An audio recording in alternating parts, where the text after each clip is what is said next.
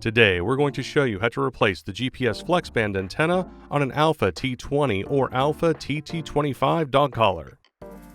In this video, you will need your dog collar and a Phillips head screwdriver. We will be using an Alpha TT25 for today's demonstration. Before we begin, make sure the collar is turned off. Then, remove the collar strap from the FlexBand antenna portion of the collar. Now, turn the collar over. You will see the screws attaching the FlexBand to the main portion of the collar. Then, remove the two screws holding the FlexBand to the main housing. Remove the FlexBand and make sure the area is free of debris. Now, attach the replacement FlexBand. Insert the two screws to hold the FlexBand in place. Now go outside with a clear view of the sky, turn the collar on, and allow it to acquire a GPS signal.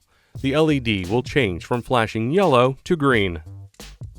And that's it. Thanks for watching. For more help, please visit support.garmin.com.